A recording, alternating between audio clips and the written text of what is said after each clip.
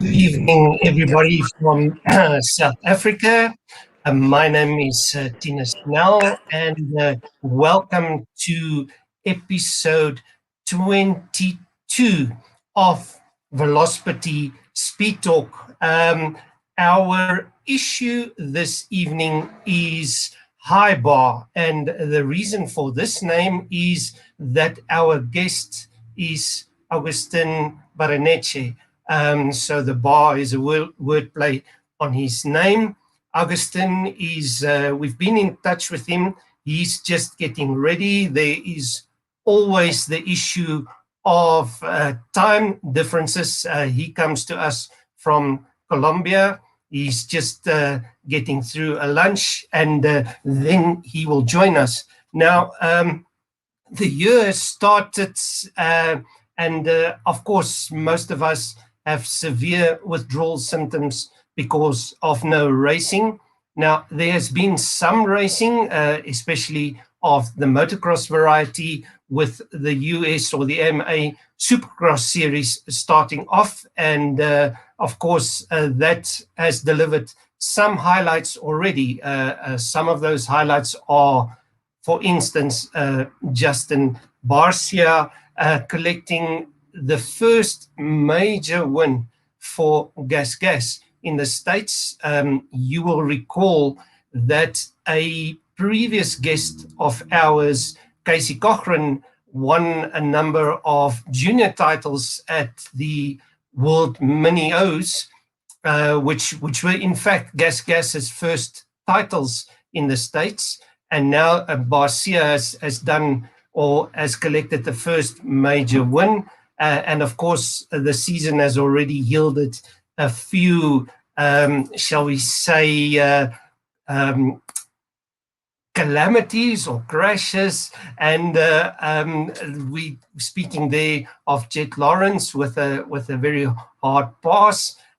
We speaking of a couple of other incidents. So of course, there is already some tension rising, which is in a sense what the fans are looking for. They are looking to go into certain camps. And Jet Lawrence, of course, also managing at age 17, which would still make him a junior in terms of our group.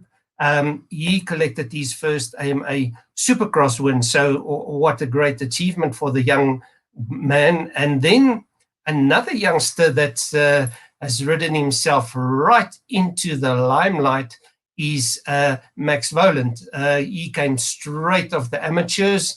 He's the son of Talon Volant, of course, no stranger to the GP crew. You know, he spent some time in the GP circus. And Talon, of course, went back to the States, and his youngster also had some good results in Loretta Lynn's.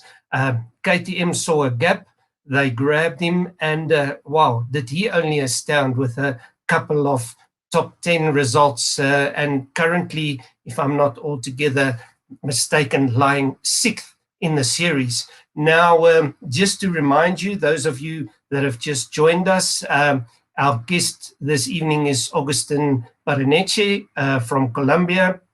He has been in touch with us. We are just waiting for him to join us in the broadcast. Then just continuing along the season of 2021 taking shape right here in South Africa. Tomorrow, Saturday the 30th, this motocross season kicks off with the Inland Series at Dirt Bronco. That is not far from me, actually, if you're a bit determined, within walking distance. And I've posted the link on the Youth Force Racing page. There will be a broadcast from Dirt Bronco. Whether or not it's a live broadcast, I don't know yet, but there is a YouTube link on the Youth Force Racing page. I will try and live stream some interviews from the race tomorrow. And then, of course, look out for that broadcast. The organizers doing sterling work, and the sponsors in promoting the Northern or the Inland Series in South Africa. And it looks like motocross in South Africa is getting back to the heyday when motocross was truly great. Then, in road racing terms, the Northern Talent Cup has released its calendar. That is on our group. They've also released their official starting list, so you can see that on our group as well on the Youth Force Racing page. And then we sit with bated breath, absolute excitement, waiting for the start of the Red Bull Rookies Cup, which is due to start in April. A couple of new riders, one of the riders being a New Zealander who has joined the Youth Force Racing group.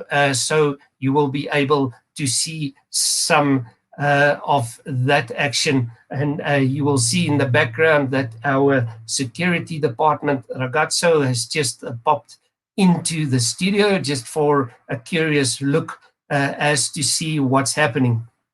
Just a reminder, our guest for this evening that we are waiting for is Agustin Barreneche from Colombia. Now, this young man rode himself into absolute limelight at the World Mini O's at the end of 2020. He collected a couple of titles in the 85cc up to age 13 class.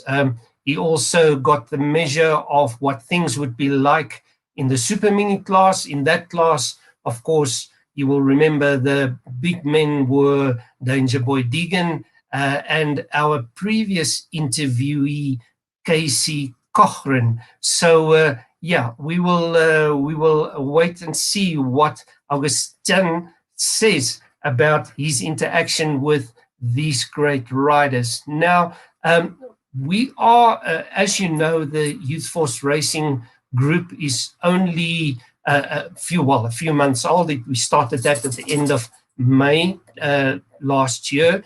It's already grown to well over 1,000 members. We've got very certain goals as to where we want to go with growth. We've had wonderful support from all over the world, from countries far and wide, Australia, New Zealand, Estonia, Norway, Denmark, you name it, England. And, you know, we urge you to be interactive, be active in the group, check out the posts from other members, respond to them, follow them on their social, because all in all, it is about building a community and building the sport that we love so very much. And we've just had a notice from Agustin. Just bear with us 1 second. We will play you in with the theme song again, and then hopefully he will join us for the interview.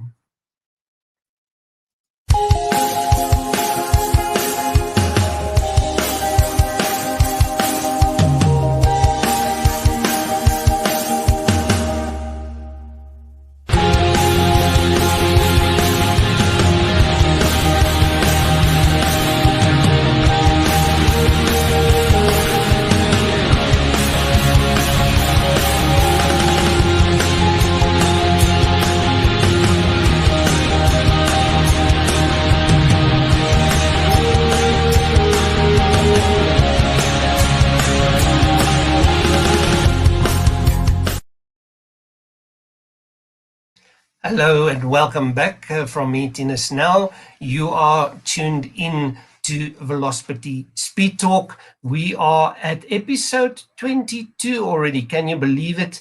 And as I said earlier on, our episode is named High Bar for our guest, Agustin Barreneche. Now, just a few questions. We get back to a few questions that we have had in the group. As to which famous or well-known riders have taken an interest or are aware of the group. Now, we are very proud to say that some current and former GP riders, and in fact the world champion are members of the group. We speak here of Tim Geiser, who was one of the very, very first or early members. We are also proud to have former GP riders like, for instance, Tanel Leok, Aigar Leok, who's both of whom have sons that now race. Also, former GP riders like Jürgen Wiebe from Belgium, Manuel Prim from Belgium, Christoph Salatz, all also now motocross dads. So, yeah, we have a great, shall we say, community going. We also have some very good interaction with our Dutch members, which is, of course, great for our community. And we see Agustin has just joined us, so we're going to add him to the stream. Agustin, how are you? Thank you Oh, very much. Welcome. Thank you for joining us. oh, thank you guys. How are you? All right, there you go. It looks like you're in the car. Are you on your way back from somewhere? Yeah, we was at the track at Colleen's track. We getting back to MTF. I We see. were Oh, riding. you were riding. I see MTF. You have the cap. So there's your sponsor shout out done right there. Now, let's start off. You coming to us from. I saw that your hometown or home city is Medellin in Colombia. Yeah, Um, Medellin. yeah, yeah. So the last time that most people heard about that city would have been in a documentary which was not about motocross. So tell me, how did you get into motocross racing? So my grandpa and my father been like usually ride a bike in Colombia. So my grandpa like it started like the motocross at Colombia. So that's how I supposed to learn uh, about motocross. So that's how All I right. get into Well, a bike. oh, we lost you in the camera. Yeah. Oh, there you. We've got you back. Yeah. Now, what is the sport like in Colombia? Is it quite active, quite big? The sport? What was that? I say, what is the sport like in Colombia? Is it quite active, a big sport there? Yeah, So you have got a competitive championship there. yeah. They had national and departmental, All right. like Now, a regional. right. Now I know. Well, my experience with let's say South American countries is mostly from in the old days when I went to GPs. And I know in Brazil, for instance, and Argentina, those had good series, and I know the Brazilian. They have some great facilities. Have you had the occasion to race in other South American countries? like like Latin Americans. Yes. Yeah, I've been like 6 times to Latin Americans. We I just I get I won two of them, and the rest of them like was the first times I've been going to those. So, All right. Now, but we like one of those was at like two of those was at Mexico, then Peru, then Panama, Ecuador, and but I never been to Brazil or all Argentina. right. All right. Now you somehow ended up in the States. You've traveled to the States on a number of occasions. How did this come about? How did this happen? Like so I really want to come here with my dad. So one time we went to like Daytona Supercross and see like the Supercross um Supercross races. So I tell my dad I want to come here and try like the same. So Right. I started coming like going to Waldo races, like the Florida races. So that's how I getting come to here, and then we see that I want to stay full time here, and then I'm at NTF. All right. And MTF, tell us a little bit about the setup of MTF. Um, in the mornings we go to gym, then we we train at 9, or if it rains or do another thing, uh we ride at the afternoon. Also, if the track is like rain that day, it we go to Collins track, or we don't ride and do cardio gym. So that's like how we train. All right. Now, I must, of course, we took notice of you in a big way with your performances at the Mini O's at the end of last year. Now, Yeah. I made a little video clip for you of some clips of yours that I collected. So let's have a look at that clip, and then we will unpack it later. All right? All right. Broke his heart on a 12-string guitar. Lost his love in a Canterbury bar. And he don't care if he won't listen anymore. 'Cause he's tired of pissing against the Sally wall. This boy's gonna get there. This boy's gonna make it. Put him down if you like, but he'll come back and take it, yeah. This boy's gonna get there. This boy's gonna make it. To know city lies or country ties will put a good boy down. 'Cause this boy's in it for life.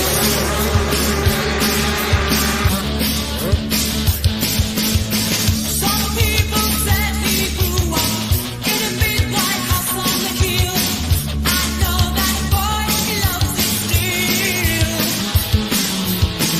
In a coastal town in Africa, where the mountains roll back the sea, he grew up fighting to be free.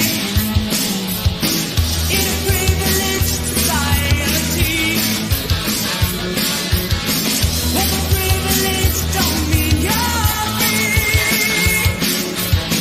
This boy's gonna get there. This boy's gonna make it. You can put him down like that.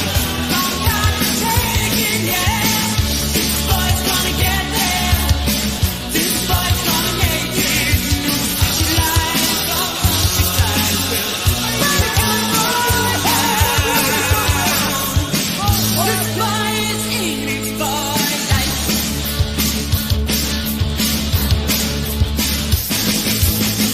Some people live by love or blood, and fight for their fellow man. People from music and rock and roll band, with a feeling growing deep inside. They forgot to live their lives. These were religious to rock and roll until they died. In a privileged society, where the privilege don't mean you're free. This boy's gonna get there. This boy's gonna make it. You can put him down like, but come back and take it, yeah. This boy's gonna get there.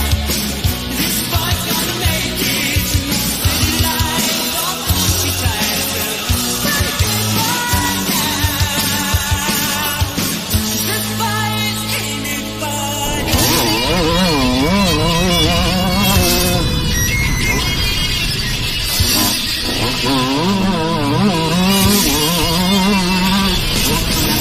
This boy's gonna get there. This boy's gonna make it. You can put him down like, come back and take it, yeah. This boy's gonna get there. This boy's gonna make it. No city lights or countryside will put a good boy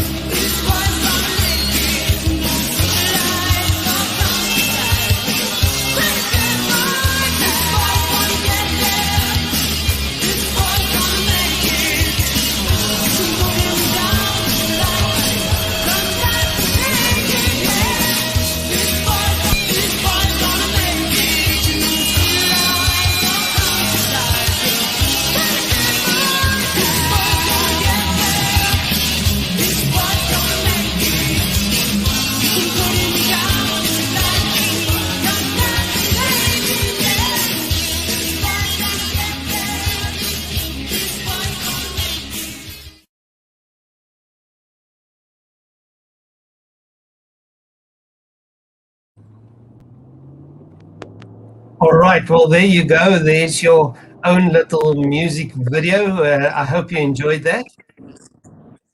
Yeah, yeah, nice clip. All right. Well, yeah, that was all from clips that I'd found either from the broadcast of the Mini O's or from some of the clips that you had published. So, getting back to the Mini O's, tell us a bit about that experience. How was it for you? No, I get a great races over there. Um, I won 5 championship out of 10. Get like 5 whole shots. I really have great times. Um, I lost one championship because of crash, and that I saw it in the clip. But I feel really good. Yeah, Overall, was like a great week.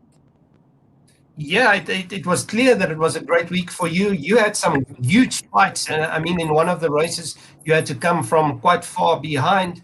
And of course, you know, the clip where you had the crash, and you messaged me after that that you had learned a lot, which is Yeah. true. You often learn more from the races that you don't win than from the races that you do win.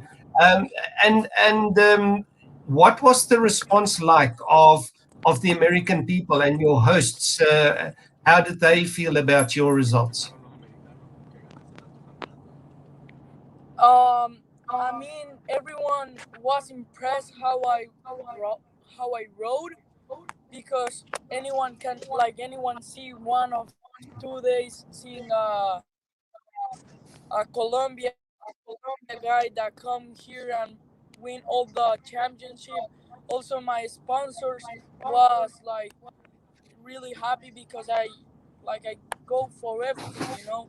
I won almost everything, and that feels really good.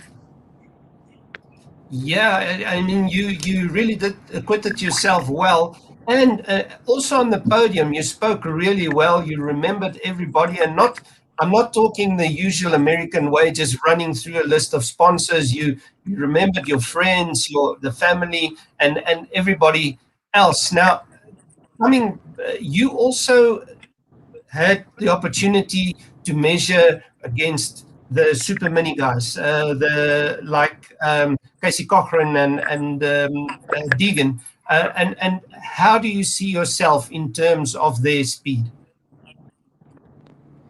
I think first they have more time like riding in United States, so it's great to learn from them because they're faster. They are faster than me, and they are on a higher level. And but I feel that I I can run with them. I mean, it's gonna be hard because you gotta like be more commitment in that bike. Is more faster. Um, it's not gonna be like is normal at the 85 class. It's gonna be more harder, more like more persons and more guys.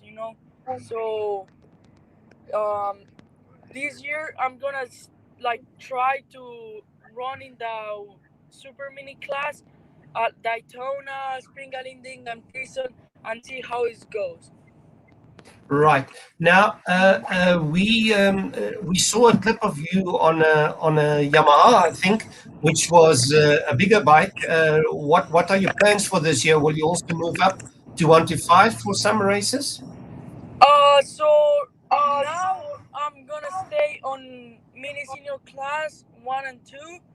I'm gonna try Super Mini 1 on Daytona Spring and Spring 19, like the Spring Nationals. Right. Now, Daytona, does that have the same as the Daytona Supercross, a big sandy section? Is it the same track? I don't. They changed it for. They modify for the amateur. It's not like the same for, but like it's still being like a supercross. Right. And now you've given us your plans for this year. What are your plans for the further future? How would you see your situation develop ideally? I mean, the next class I'm gonna do probably super mini. If it's something, probably gonna be 125 or 250. One of those. Right. And would you participate in the States, or did you ever think about going to Europe doing the Grand Prix? What do you see as your goal? So my dad was wanting to me to go to the Mundial. I think was after Loretta's, but because the COVID, it was canceled.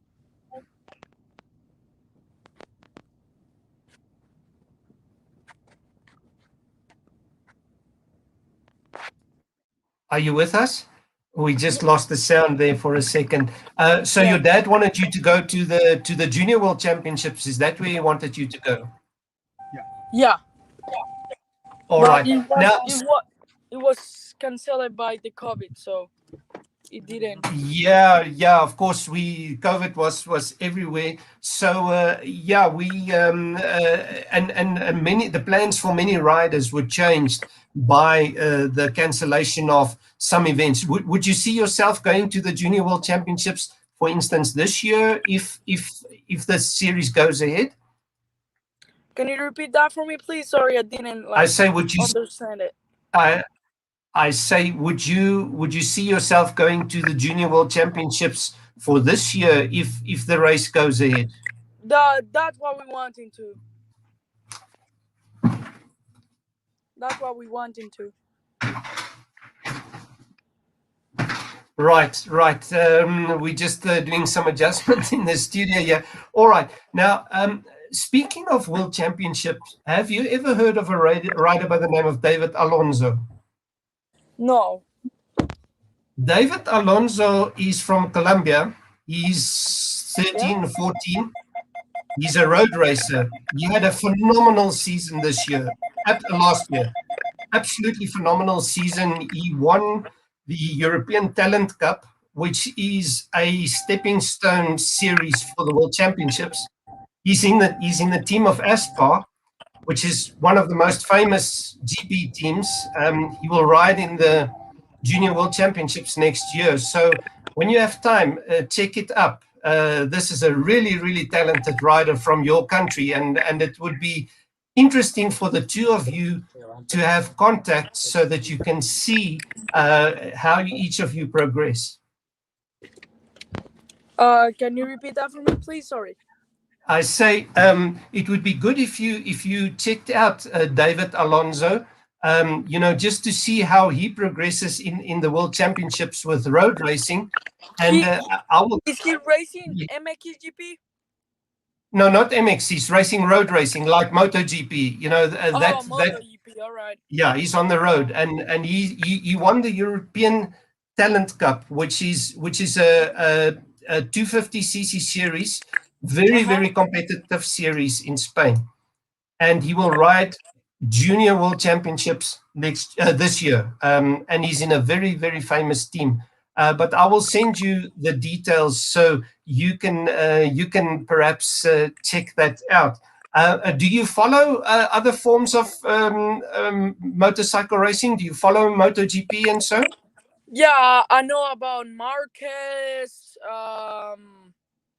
What was the name? Valentino Rossi. Those guys, I know them. Yeah. Now, David Alonso, Mark Marquez knows who David Alonso is. So this would be, in your terms, that would be like Ricky Carmichael calling you at home. Uh-huh. He's a really really talented rider. I will send you some of the things that he does. Very very talented rider. Now, if let's say I'm not talking about junior world championships. I'm talking when you are adult and when you are in on an MX2 bike. Would, Yeah. would you prefer to race in the USA, or would you prefer to race Mondial, like your dad said? I don't know. Like, I really like to road here, And I mean, it's gonna be a hard decision, you know.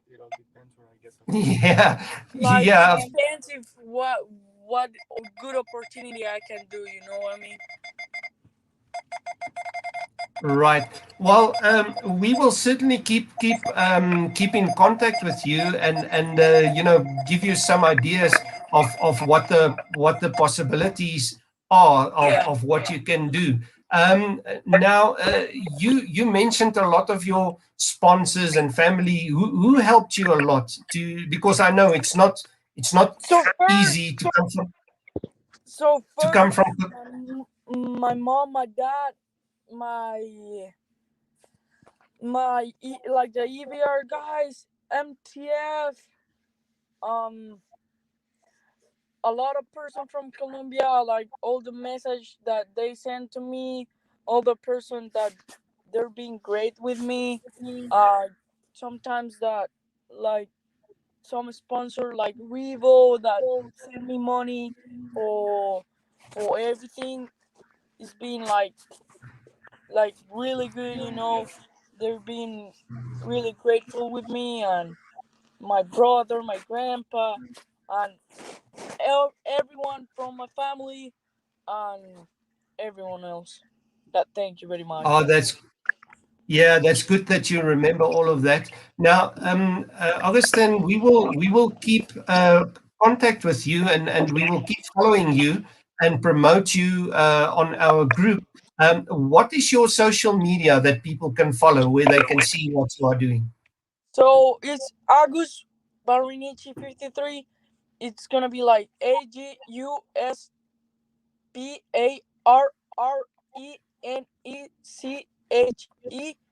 53.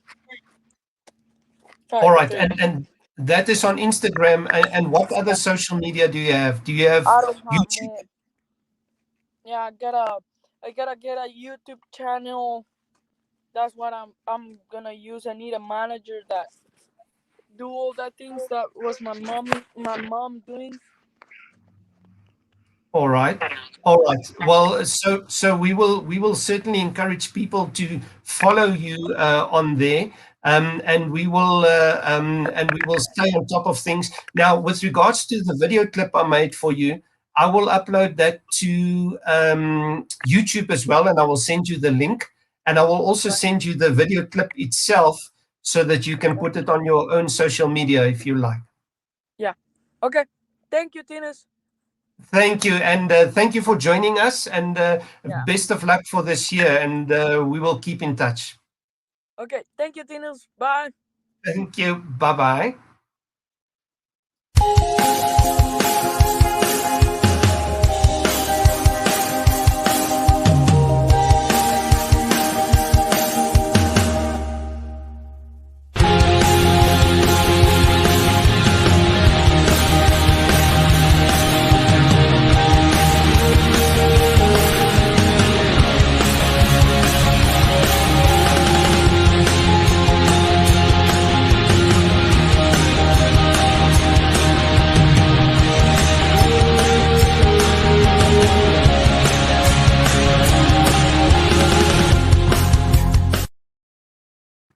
All right. Well, that was it with Agustin Barreneche.